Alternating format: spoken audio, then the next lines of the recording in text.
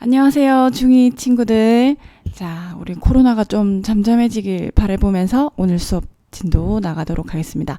우리 2학년 친구들은 지금 이미 진도가 다 끝난 친구들이 꽤 있어요. 그쵸? 다 끝났는데 1차 부등식의 활용 단원 같은 경우는 어차피 중간고사 범위에 들어가기 때문에 배운 친구들은 한 번 더 복습한다는 의미에서 들어주시길 바라고, 진도가 아직 안 나간 친구들은 이제 진도가 나가는 부분이니까 잘 듣고 이해가 안 가면 여러 번 반복해서 듣도록 하십시오. 아시겠죠?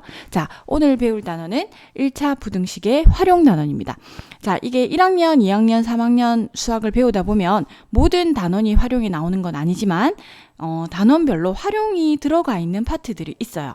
우리가 중1 때는 예를 들자면 1차 방정식의 활용을 배웠다면 중2 때는 연립 방정식의 활용, 그리고 오늘 배울 1차 부등식의 활용, 조금 더 있다가 함수의 활용도 배울 겁니다. 중3이 올라가면 2차 방정식의 활용과 2차 함수의 활용 단원이 또 있답니다. 그럼 이 활용 단원은 여러분들이 되게 어려워하는데, 이렇게 수업을 하다 보면 쌤이 아침에 하니까 목소리가 갔습니다. 이해해 주시길 바랍니다.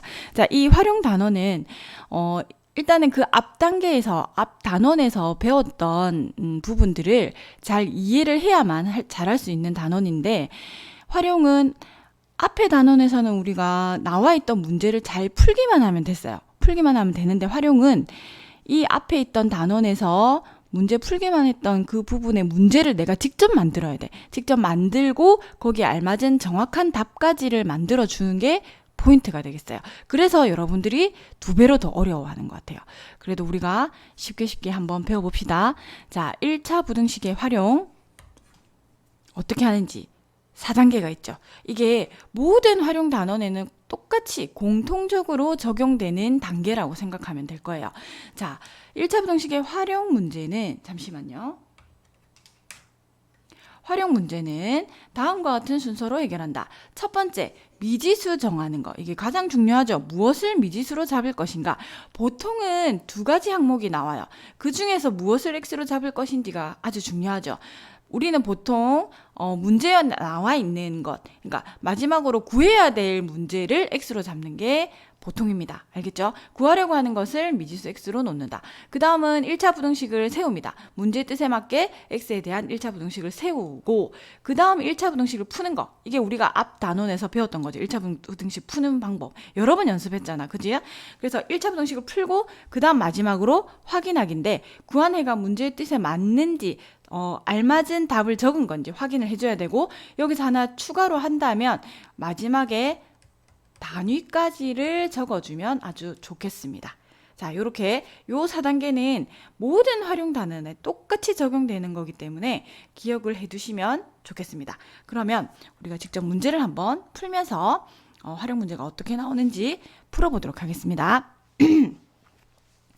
한 개에 2,000원 하는 필통 한 개와, 자, 가격이 나와 있죠? 한 자루에 800원 하는 연필을 사려고 하는데 전체 가격이 10,000원 미만이 되게 하려면, 자, 미만이란 단어에서 우리는 벌써 부등식의 냄새를 맡을 수가 있어요. 그죠? 자, 10,000원 미만이 되게 하려면, 자, 나왔습니다. 연필은 최대 몇 자루까지 살 수 있는가? 문제는 필통과 연필이 나와 있는데 연필을 최대 몇 자루 살 수 있는가가 나왔어요. 그럼 우린 당연히 뭐를 x로 잡아야 될까요? 연필을 x로 잡아야겠죠. 그죠?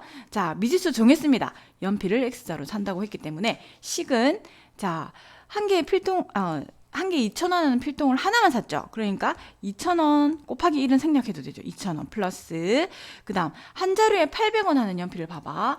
한 자루에 800원이면 800 곱하기 1을 하면 가격이 나와요. 그죠? 그럼 2자루면은 800 곱하기 2를 하면 돼요. 그럼 x자루면요, 800 곱하기 x라고 표현하죠.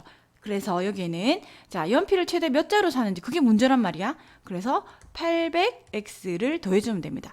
이거 2개 가격을 합한 게 얼마가 되도록, 10,000원 미만이 되도록 하려고 한다. 미만이니까 이렇게 표시하는 거 맞겠죠? 자, 그래서 얘를 풀면요, 800x는 우리 앞에서 푸는 거 많이 연습했잖아. 이런 거는 쉽게 풀어야 되겠죠. 자, 10,000원에서 2,000원을 뺍니다. 8,000원이 남습니다. 자, 그럼 x는 양변에 양수로 나눠주기 때문에 양변을 똑같은 양수로 나눠주기 때문에 부등호의 방향은 변함이 없고 답은 10이 돼요. 근데 답을 이렇게 적어야 될까요? 안 되죠. 알맞은 답을 적어줘야 되죠. 자, x는 10보다 작아야 하기 때문에 최대 몇 자루? 자, 연필은 최대 9자루까지 살 수 있다. 이렇게 답을 적어줘야 되겠죠. 단위까지 반드시 적어주도록 합니다. 자, 다음 문제 넘어가 볼게요. 개념 1번. 여러분들 그 체크 교재 있죠? 거기에 진도 교재 61쪽 보시면 되겠습니다. 자, 다음은 어떤 정수의 1을 더한 수의 3배는 27보다 작거나 같다라고 한다. 자, 부등식이 나왔죠? 어떤 정수 중 가장 큰 수를 구하는 과정이다.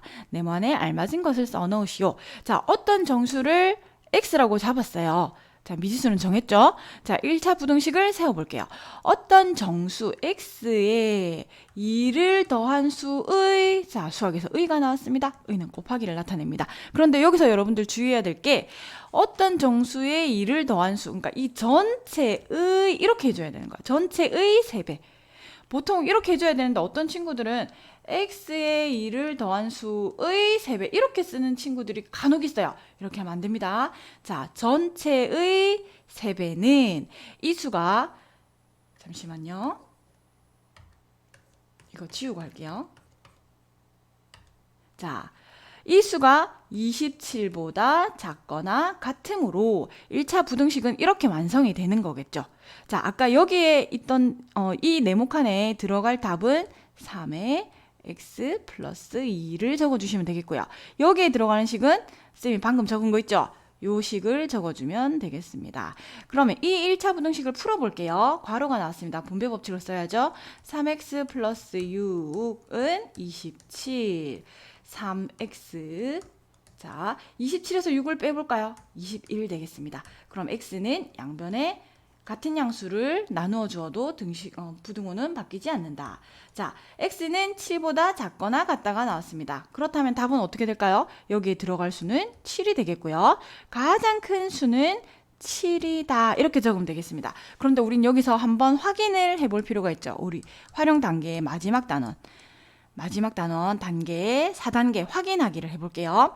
자, 어떤 정수를 x를 했는데 그 x를 우리가 7이라고 해볼까요? 자, 3의 7 플러스 2는 27. 자, 이거 두 개 더하면 9죠. 9, 3, 27. 어때요? 작거나 같으니까 그 중에 가장 큰 수니까 7 맞겠네요. 그죠? 똑바로 푼 것 같습니다. 자, 그 다음 문제 넘어가 볼게요. 자, 또 비슷한 문제의 유형이 나왔습니다. 어떤 자연수의 3배에서 어떤 자연수를 우리는 뭘로 잡는다? x. 자, x의 3배에서 6을 뺐더니 처음 자연수가 뭐였죠? 처음 자연수가 x였습니다. x의 2배에 2를 더한 것보다 얘가 크다. 얘가 크다. 이렇게 식을 세우면 되겠죠. 이를 만족하는 가장 작은 자연수를 구하세요. 자, 이것도 한번 풀어볼게요. 부등식 푸는 방법으로 3x-2x는 2 플러스 6. 자, x는 8보다 커야 된대요. 그럼 8보다 큰 수 중에서 가장 작은 자연수는 뭐가 될까요? 따라서 9가 되겠죠.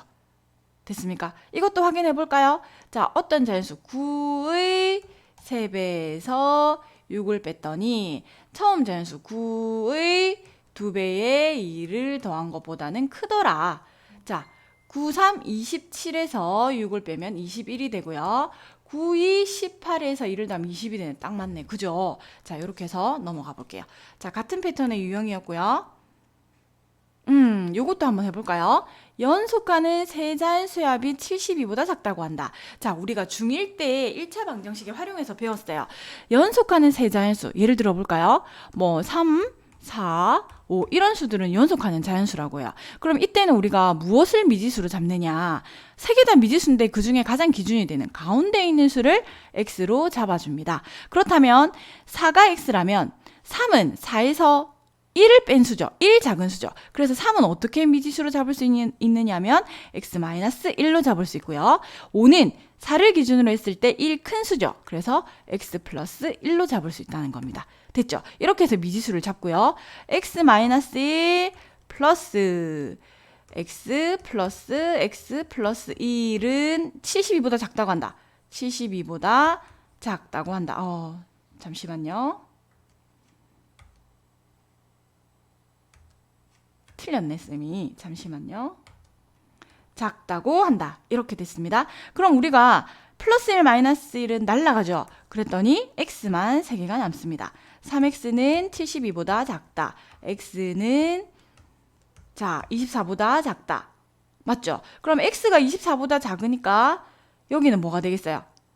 여기 x가 23이 될 거예요. 그러면 x-1은 22가 될 거고 x 플러스 1은 24가 되겠네. 그죠? 근데 여기서 이제 문제가 뭐라고 했어요? 이와 같은 수 중에서 가장 큰 세자연수를 구하세요 했기 때문에 답은 따라서 22, 23, 24 이렇게 적으면 되시겠습니다. 자, 그 다음 넘어가 볼게요.